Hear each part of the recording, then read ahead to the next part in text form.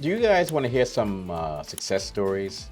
Um, we see interesting things all day in regards to this business, but we actually have quite a few success stories. And who am I? Well, Ken Scott, Senior, U.S. Immigration Law Intelligence Analyst with www.usentryWaiverServices.com. We're going to get you guys cleared to enter the U.S. Yeah, so in this business, like I said, you see anything and everything. We've had quite a few success stories. One story that stands out in my mind was there's a gentleman that had a long criminal history. The gentleman had a kid, and I said this in another video. I don't know if you guys may or may not remember, but the kid turned to me. At the time, the kid was 6. The kid turned to me and said, "Please get my daddy cleared so he can take me to Disneyland." And that wasn't even planned or scripted by the guy. Let's just call the guy Henry. And Henry said to me, "Well, man, you gotta get me clear now. He wants it done." I'm like, great. I'm looking down at the 6-year-old boy and I said, I cannot disappoint this boy. I cannot disappoint Henry's son. So I looked at Henry's history. We did the CBP analyses. We showed how this person is not going to reoffend again. And long story short, that was what, 15, maybe 16 years ago. I'll go as far as maybe even 17. About 16, 17 years ago. And now that Disneyland trip, or I should say trips, that boy is doing extremely well in school. Apparently he's going to have a future in medicine, maybe even physician. I don't know, but I'm told that he's doing very well in school. And he still talks about those trips to Disneyland, that had I not gotten the father cleared, who knows what would happen to that boy. And you guys know what it's like now in society. You go to some of these schools around here in the lower mainland and things are being taught, and a lot of stuff's being taught you parents don't agree with. And I'm on the side of you parents, because some of this stuff should not be taught to kids. These kids have too much of a negative influence out here in the community. So anything the parents can do to help protect these kids, I'm all for that. So those Disneyland trips really, really helped that boy, I think. So that story really stands out in my heart. Sometimes we get other people who are accused of offenses and they actually did not do it, they're innocent. But the border, because CBP is not going to like this part, but they need to hear this as well. Officer, I'm speaking to CBP now. We both know you get an annual performance appraisal. We both know that you are judged on how well you perform your duties the prior 12 months. We both know that if your numbers are low, like your searches, seizures, arrests, detentions, etc., we know you don't move up between GS grade or a step increase. We know that. So we know you want to move up in the ranks. We also know that some of you have a habit of trying to inflate your numbers by, I don't want to say abusing, but by being overzealous to people who really don't need or deserve it. So now I'm talking to you officers. We both know it's like that. I mean, I'm not finger pointing, I'm not trying to pass blame, but some people don't really need or deserve some of the treatment they get from you guys. And you guys can say it to these Canadians, but you guys know I know better. We both know better. So when I say success stories, you guys are there, to support the U.S., to protect the borders. But sometimes you don't have to be so overzealous on certain people, like the 90-year-old lady who's going down with her family, and because she has a conviction from 1930 or whatever, 1940, you guys are still holding it against her because she ran maybe a ring. Let's just say she ran a ring.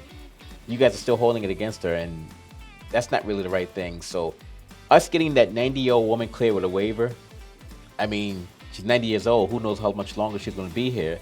Although Her Majesty the Queen was here to, I think, 95 or 96. But us getting that older woman cleared, that really, really made me feel good. And that young boy, who I say Henry's son, who got cleared, that really, really made me feel good. I call those success stories. And the people who were accused of offenses but not even convicted, and they never actually did it, Some of you officers were overzealous and said, no, I want to paper this person. You guys say paper. I want to paper this person. You guys are going to make your stats for your performance appraisal, but is that even really right?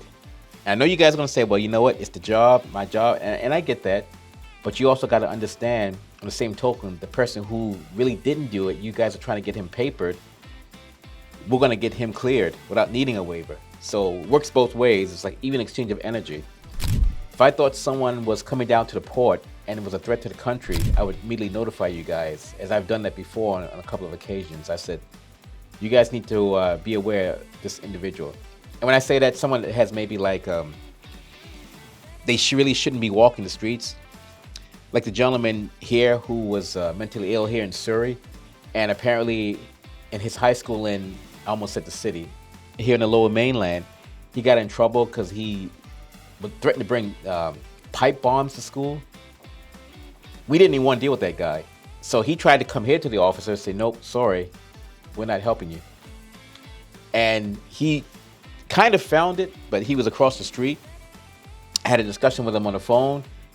He didn't like the words that I used, so he decided to leave. I call that a success story, but that's more so like a CBP success story and a success story for the Americans. But because we also get people cleared to enter the USA, I want to say it's one of our success stories because we successfully prevented that individual from entering the USA. And I didn't get paid for it from CBP, but I don't need to be paid for it. If I think someone's a danger like that, I'm going to let you guys know. And I've done it before, like for this individual, who almost hit the city again, at the high school.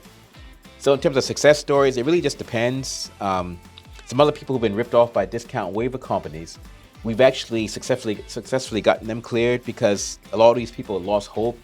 They got just bent over the table more than once by these places. And there was one last week, he got taken for $4,000 in Ontario. I so want to say the name of the business, but I won't for the moment. We actually called the business, and I know this business, if they're watching, you guys know who you are, because you probably saw the number in your call display, but you took $4,000 from that guy. And when that guy came to your office with two of his friends, not to fight, to inquire, and you felt intimidated because of that guy's ethnicity, his skin was, darker like mine, you guys know who you are. You took that guy's money. That's not right. That Ontario law firm that took $4,000 from a gentleman because of his offenses, and you guys should have known that that guy was going to be disapproved for that waiver. Now I'm gonna hold you, to an even higher standard. You knew better, and I don't want to say the name of the firm, but it wasn't right for you to take that money from that guy. He is a success story because the fact that even though he won't qualify for a waiver just now, we went over the best way to get this thing cleared, and he's going to be cleared in a certain time period. So I call it a success as well. It's a success in the sense that he's not ripped off by anyone else. The gentleman that got ripped off for the $4,000, the discount waiver company, he's not going to get ripped off anywhere else. So even though we made less than 1 cent on that those two files, to me that's still a success, because the thing is, what it boils down to, it's not so much the dollars, it's what's inside here. And I care because I want you guys to get cleared, whether I make 1 cent or make $100,000 from one client. So I want you guys to get cleared to enter the USA. And I'm gonna get on CBP's side here for a moment. You as a Canadian, you need to understand the burden of proof is on you to show that you should be approved for a waiver, not CBP. CBP is not asking you, Joe Smith in, let's say Langley, to come into the USA. If you've had trouble in the past, I'm not finger pointing, but you had trouble in the past, the burden's on you to show that you deserve to be approved for that waiver.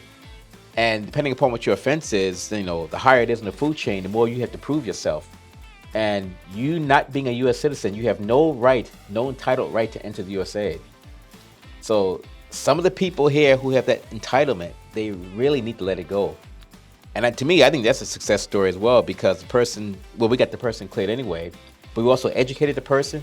The person says, wow, I didn't think of it like that. Well, yeah, you need to know this stuff. So I'm bluntly honest, straightforward, straight up.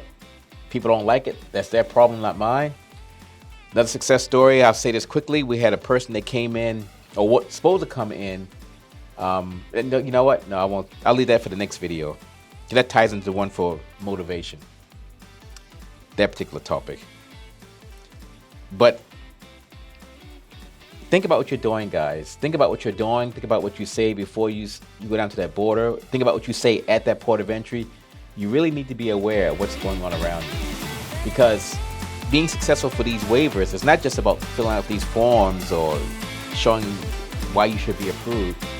The success comes from within yourself, the satisfaction knowing that you are now a changed person and you are given the privilege of entering the USA. You have no right to enter. You have a privilege granted by the admitting officer. So that this moment, put on my old officer hat, old law enforcement hat, from Washington State. I'm gonna get on their side. You guys need to prove that you are worthy to enter the country.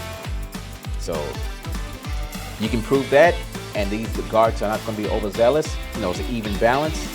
Everyone's happy, peace, joy, and happiness.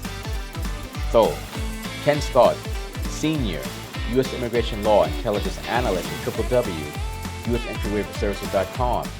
Give us a shout at 604-562-8140. And once you give us a shout at the number I just mentioned, you can have a success story as well. Have a great day.